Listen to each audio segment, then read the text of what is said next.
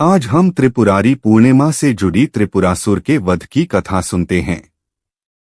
भगवान कार्तिकेय ने तारकासुर का वध किया था। उसके बाद तारकासुर के 3 पुत्रों ने देवताओं से बदला लेने का निश्चय कर लिया। तीनों असुरों के नाम थे तारकाक्ष, कमलाक्ष और विद्युन्माली। देवताओं को पराजित करने के उद्देश्य से तीनों तपस्या करने के लिए जंगल में चले गए।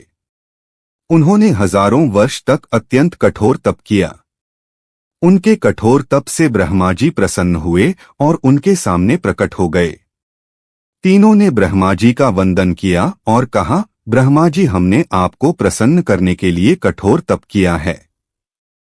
आप हमें अमरता का वरदान दें। तब ब्रह्मा जी बोले, मैं आपको अमरता का वरदान नहीं दे सकता, परंतु तुम कोई ऐसी शर्त रख लो जो अत्यंत कठिन हो, जिसके पूर्ण होने पर ही आपकी मृत्यु होगी। उसका वरदान मैं तुम्हें दे सकता हूँ। तीनों ने बहुत विचार किया और ब्रह्मा जी से वरदान मांगा, हे प्रभु, आप हमारे लिए 3 तारों पर 3 नगरों का निर्माण करें। वे तीनों तारे अर्थात नगर जब अभिजित नक्षत्र में एक पंक्ति में आएंगे और उसी समय कोई व्यक्ति अत्यंत शांत अवस्था में हमें मारेगा, तभी हमारी मृत्यु होगी और हमें मारने के लिए उस व्यक्ति को एक ऐसे रथ और बाण की आवश्यकता होगी जो बनाना असंभव हो। केवल उससे ही हमारी मृत्यु हो। उनकी इच्छा सुनकर ब्रह्मा जी ने कहा, तथास्तु, आप तीनों के इच्छा के अनुसार ही होगा। तीनों असुरों को मिले वरदान के अनुसार ब्रह्मा जी ने उन्हें 3 तारों पर 3 नगर निर्माण करने के लिए विश्वकर्मा जी को आज्ञा दी। विश्वकर्मा जी ने तारकाक्ष के लिए स्वर्णपुरी, कमलाक्ष के लिए रजतपुरी और विद्युन्माली के लिए लौहपुरी का निर्माण कर दिया। ब्रह्मा जी से वरदान प्राप्त होने के बाद तीनों असुर उन्मत्त हो गए। उन्होंने 7 लोकों में आतंक मचाया। इन तीनों असुरों को ही त्रिपुरासुर कहा जाता था।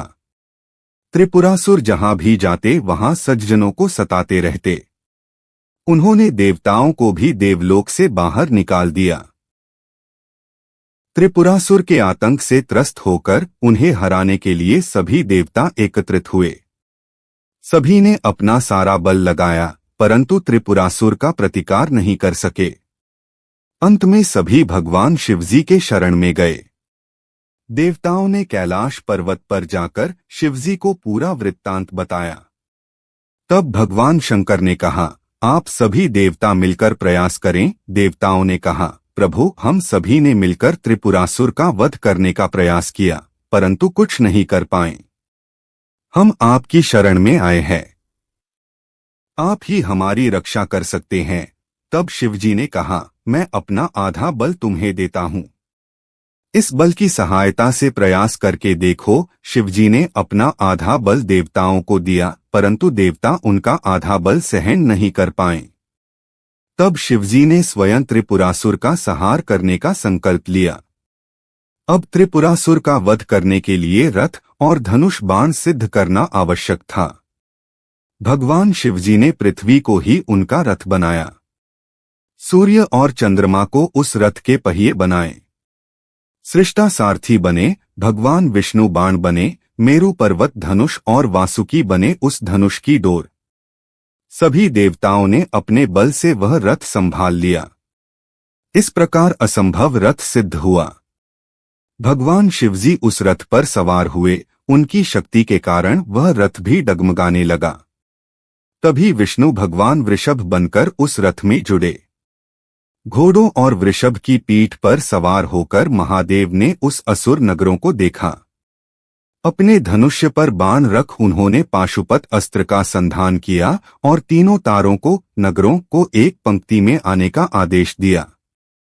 अभिजित नक्षत्र में तीनों नगर एक पंक्ति में आते ही भगवान शिवजी ने अपने बाण से तीनों नगरों को जलाकर भस्म कर दिया। इसमें तीनों आसुरों का भी अंत हो गया।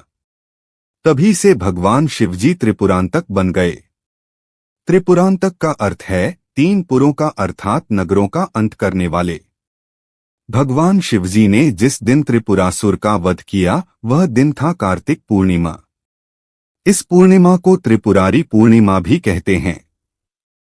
इस दिन घर में, घर के बाहर और मंदिरों में दियों की आरास बनाकर उनकी पूजा की जाती है और आनंदोत्सव मनाया जाता है।